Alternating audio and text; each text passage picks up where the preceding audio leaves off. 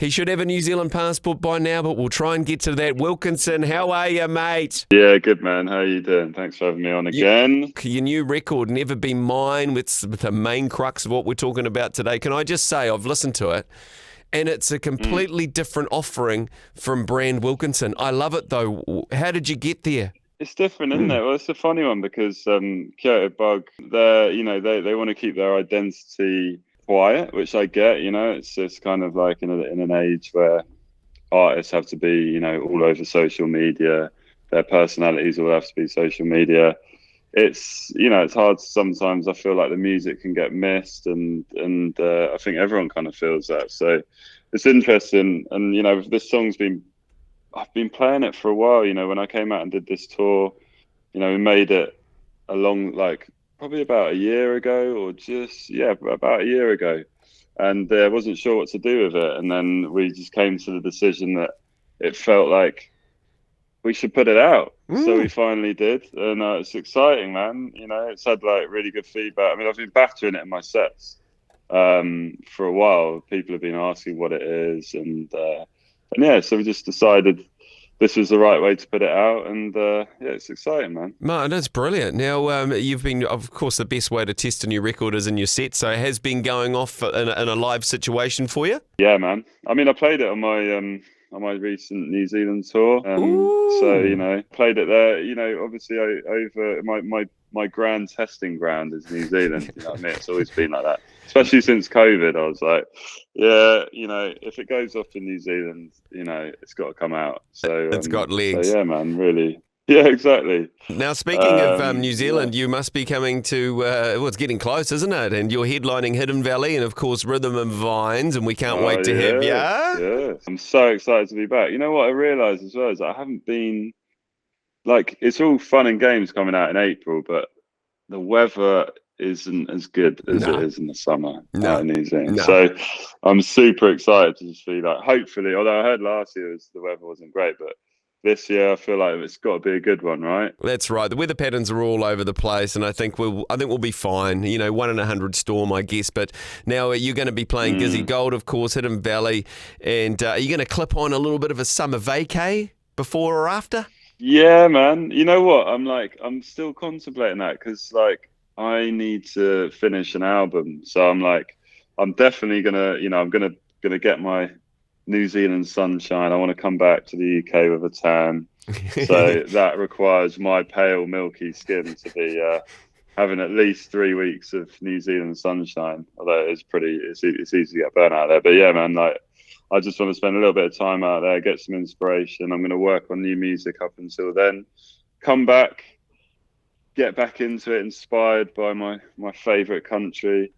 And finish some music and hopefully come with a new album sort of next year. It should be really exciting. Oh, absolutely pumped. Now, let's talk about another festival that's popped up. You've probably seen it on Instagram, Fyre Festival 2. If Billy McFarlane called you and went, Mark, matey, can you play Fyre Festival? What are you going to say? Mate, is it seriously happening? 2024, really? Yeah. What do you reckon? He calls you, beep, beep, no beep. Way. I mean, come on, man. You can't get. Is he out of prison? He's out of jail. I'd be like, I need my deposit up front at least.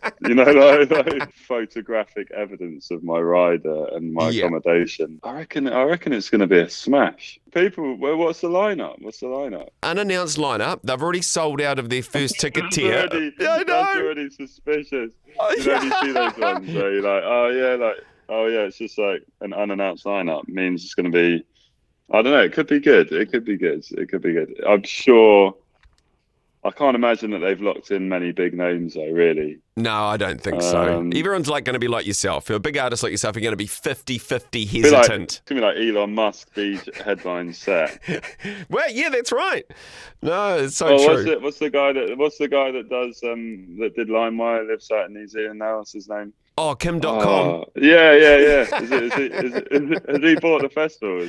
Oh, maybe. You never know who the silent investors are, but that's all right enough. It's completely fair to be 50-50 on it. Now, last time we talked to you, though, Mark, is that you're doing a bit of a reno. You had a new place to move into. How's it going? Yeah, it's good, man. I mean, look, I've got this little studio room here. Can you see those 200-year-old beams. Wow. You know, basically, I'm 6'4". Yeah. Well, I'm a tall guy. Turns out people that built this house 200 years ago are not anywhere near that height. So Do you have to dip through doorways to get in? Oh, mate, you'll just notice over the next few years, you'll just notice me slowing down a lot because I just keep hitting my head. Like I hit my head a minute ago. I have to wear a hat constantly because if I don't, it literally would take a chunk out of my head. So I'm like feeling like my brain cells are just depleting at each day I live here. But it's so nice to be like out of the city and like, I don't know, like, you have it out there. Obviously you live in Auckland, but you're never too far away from the countryside. And I go to sleep. I wake up to like cows mooing. I get like owl noises and mate, it's amazing, man. Honestly, like it is crazy. Like I was just on the way home and there was like a rabbit in the road and it just wouldn't move out of the way, so I had to get out of the car and like start moving it out of the way. All this stuff, man. It's like country living. I'm loving it. It's good. It should. Hopefully it affects your music positively. But I envision the house that you kind of buy, that you've bought, or the area that you're in is like Peter Rabbit's house. You know what I mean? Where you've got an old British kind of area. Is that about right? It's just like that. It's like the holiday, but it's so good, man. I love it. I took a video earlier. I was like, I don't know if you can see it, but like look at all those. Oh, the that ducks. was me just trying to drive. Yeah, man. Me trying to get places. Oh, that's so wholesome. Yeah. Oh, that's the life, man. That's great. Now, have you got any animals on your farm? Have you got any cows or sheep, and have they got any names? I haven't yet. I'm like I can't seem to keep like a house plant alive. So I need to basically get good at that. I need to finish this, and then I think I'm gonna get some. I'll start with chickens, maybe. They're pretty low maintenance. You can get like an app and stuff, so you can like have this like chicken hutch that you can open it remotely from your phone wherever you are in the world and let them out, and then like they can come back in and stuff. So, there's loads of random stuff. I'm getting into it, man. A lot of it though is inspired by my trips to New Zealand. Just like, what I love about the space that you guys have and I just always find it super inspiring, like coming back from there. So I just thought, what, definitely got to live that life. I love it. Now, when you start getting some pets and stuff, and you get the lambs and there's some sheep, maybe some chickens, we're gonna have to start naming them, and we'd love to be part of the naming do process. That on the show? We'd love to have like a weekly feature. I just buy a different animal and we've got a name. Maybe and have like a sponsor. I quite like that idea. Let's do it. I mean, I could start with I quite want to get an alpaca. I like goats. I like it.